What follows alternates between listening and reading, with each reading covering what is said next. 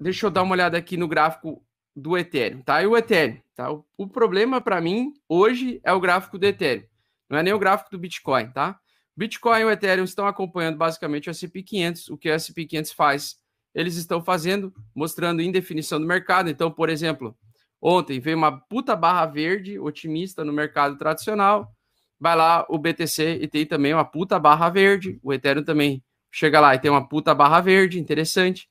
Só que chegam ali nesses pontos, tem resistência da média de 8, né? A média de 8 ou a resistência anterior, se você pegar aqui os preços mais antigos, você vai ver aqui que tem uma resistência antiga aqui, né? Ou região de resistência aqui, que serviu depois como suporte e agora também, de novo, está servindo como resistência, com um pouco de dificuldade do mercado subir e ultrapassar essa região. Logicamente, nós estamos gravando de manhã cedo, então nós temos o dia inteiro ainda de movimentação de mercado. Ainda no final do dia ela pode formar uma terceira barra consecutiva verde, o que me alegraria um pouco. Por quê? Porque ultrapassaria esse topo aqui e esse topo aqui, fazendo como se fosse um pivô de alta mesmo, né? E ele vindo acima da média de 8, aumentaria a probabilidade do mercado dar uma alta depois, né? E ela se sustentou acima da média 21, então na tendência de médio prazo, supostamente a gente não teria o risco de bear market até que ela perca essa média 21. No caso do Bitcoin, a gente já perdeu a média 21, tá? Então a gente já perdeu a média 21. Ela está servindo como resistência aqui nos 51.800 dólares aqui, nessa região. Eu ainda acho que essa região é a mais perigosa, tá? 55 mil dólares por unidade. Acredito que sim, as baleias conseguiriam manipular o preço para comprar o Bitcoin o suficiente para empurrar ele até lá em cima. E aqui sentir um pouco de dificuldade de ultrapassar, produzir um topo mais baixo do que o topo anterior, né? Então, enquanto o mercado ele não fica favorável, probabilisticamente falando, eu não entro com mais aportes financeiros, né? Eu não vou comprar Bitcoin nessa situação enquanto ele está com essa tendência de baixa, porque pode ser que ele faça um topo mais baixo para vir lá embaixo, nos 30 mil, sei lá, nos 20 mil, nos 10 mil, a gente não sabe aonde, tá? Quando cai, a gente nunca sabe onde para, e quando acontece o bear market, né? Quando acontece o bear market na verdade é uma evolução da perda de várias médias, né? Da perda da média 8, começa pela perda da média 8 semanal, depois perde a média 8 a de 21 semanas, depois a de 34 semanas, depois a de 56 semanas, aí depois chega na de 200 semanas, geralmente ele para de cair nas 200 semanas, né? Historicamente falando, tá? Isso não precisa necessariamente se repetir, mas historicamente falando, o fundo do Bitcoin é a linha azul, ou mais próximo disso, né? Que é constantemente mais ou menos onde é o topo anterior, o topo histórico anterior do Bitcoin. Então esse seria, digamos, o meu alvo principal, assim, que se eu tivesse uma reserva financeira interessante, eu pegaria e compraria mais lá embaixo, né? Nos 20 mil dólares por unidade, topo anterior. Enquanto o Bitcoin tem a tendência de baixo no curto prazo, ele pode evoluir para o médio prazo, então enquanto ele não passar os 55 mil, mesmo que ele passe temporariamente a média 8, a média 21, ele fica no risco de baixa, porque o super trend é que ele vai respeitar a resistência, né? Ele teria que terminar com essa tendência, e geralmente o preço ele não volta rapidamente, né? Então ele não volta tipo rapidão, assim, ó, rapidão, né? Ele não chega e volta e fica tudo otimista rapidamente, não. Ele pode levar mais uns 20, 30 dias para começar para o mercado andar. Então, o mercado fica andando dentro desse frame, uns 20 dias. Aí sim ele chega lá, talvez início de fevereiro ou talvez final de janeiro, retoma a tendência de alta e aí entrega mais um semestre de alta, né? Um semestre de position trade. Mas o que acontece, pessoal, é que ele já fez pivô de alta abaixo da média de 8, ele continua desvalorizando ao longo do tempo. Não tem demanda compradora por enquanto, ainda tem essas demandas compradoras aqui. Elas vão ter que liquidar os vendedores nessas regiões, então vai ter que ter muita demanda compradora para liquidar esses vendedores, para enxugar os vendedores do mercado, porque aqui vai ter zona de arrependidos, vai ter gente que está presa nesse dia aqui, do dia 30 de novembro, ou preso nesse dia 20 de novembro, que está louco para que o preço volte nessa região para ele vender. Então, tem camadas de resistência do mercado, né?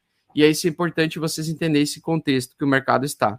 Então, o mercado cripto ele está num contexto global, financeiro, não muito interessante, e por isso que eu prefiro estar, então, na maciota, aguardando, então, a melhor oportunidade para entrar quando ele voltar acima das duas médias, fazer pivô de alta e ficar interessante, talvez, procurar por algumas altcoins para aumentar a minha quantidade de bitcoins, né?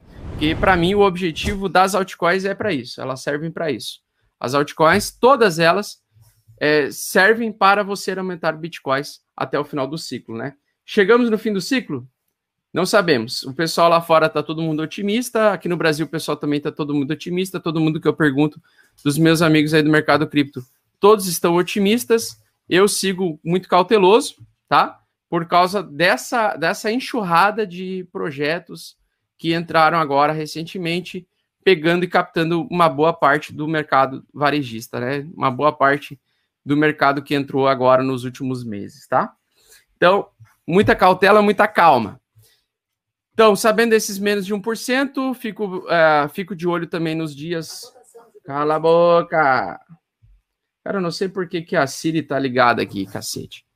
Aí, nos nossos dados da Glassnode, o nosso MVRV, o valor de mercado versus o mercado realizável, né, na combinação entre realização da última movimentação do Bitcoin pelo mercado, mostra que a galera está ainda realizando um pouquinho de prejuízo, está, na verdade, o ponto de equilíbrio, tá? Tem gente realizando lucro, realizando prejuízo, um pouquinho de ponto de equilíbrio nos short-term holders, né? Então, o pessoal está num ponto de indefinição. A gente gosta quando essa linha amarela vem bem para baixo, quanto mais baixo de 1, melhor, numa probabilidade melhor de você comprar e se dar bem, tá?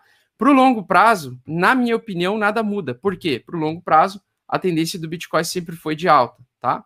Então, no longo prazo, independente se você compra a 40 mil dólares, a 20 mil dólares, a 30 mil dólares, para mim é sempre um momento bom de compra de Bitcoin. Só que acontece o seguinte, se a gente adentrar de fato em um bear market, vai ter um longo período de tempo que a gente pode conseguir estocar e comprar Bitcoins a valores que a gente não esperava. Então, por exemplo, eu não esperava que o Bitcoin caísse abaixo de 50 mil dólares naquele sábado de manhã. Eu acreditava que o Bitcoin nunca mais, ou ia ter muita dificuldade de voltar abaixo de 50 mil dólares por unidade. Aconteceu, e agora o mercado está gostando de acumular nessa região. Beleza, está tendo uma pequena acumulação, não vejo acumulação de investidores institucionais, nem de grandes carteiras, somente do varejo. Então eu vejo que muita gente está presa nessa região. Quando a gente fica preso nessa região com volume muito baixo, a chance de sermos manipulados é altíssima. Então, você jamais pode, por exemplo, como o Carlo Demon está fazendo, né? O cara está abrindo abrir operação long na operação de mercados futuros dentro de um contexto que propicia manipulação de mercado. Num contexto de manipulação do mercado, geralmente surgem aqueles triângulos simétricos que arrebentam bilateralmente os dois mercados, né? O pessoal que aposta em alta e aposta em baixa. Então, por exemplo, é normal dentro dessa condição surgir, por exemplo, um triângulo simétrico nessa condição, agora no fim do ano, em que o preço consiga vir buscar essa região, liquida essa galera que está shortando o Bitcoin, volta para baixo, rapidamente liquida essa galera que está abrindo long do Bitcoin, acreditando que esse é o novo fundo do Bitcoin. E aí sim ele começa a tomar a decisão de voltar a subir, né? Então, quando ele faz esse tipo de movimento com baixo volume e um dia sobe, outro dia cai, um dia sobe, outro dia cai, a dança da lateralidade que a gente colocou no início do vídeo, nós temos uma probabilidade muito grande do mercado liquidar tanto os shorters quanto os longers, tá? Ele liquida os dois lados antes de continuar subindo, né? Então ele faz o famoso bear trap. Então quando nós estamos com essa sombra aqui, e essa sombra aqui é um suporte muito interessante, muito forte, né? Que foi testado várias vezes como resistência e como suporte, tá? Nos 42 mil, nós temos aqui a região onde pode acontecer a manipulação. Então, o mercado ele pode voltar a subir aqui, vem, liquida todo mundo, volta, e aí ele sim começa de fato a subir, tá? Então, jamais se alavancar nesse tipo de contexto, nessa condição, tá? Jamais fazer alavancagem, porque a alavancagem é o cemitério do malandro, tá? Principalmente aliado a day trade e gráficos de 15 minutos, que o pessoal adora botar lá, gráfico de 15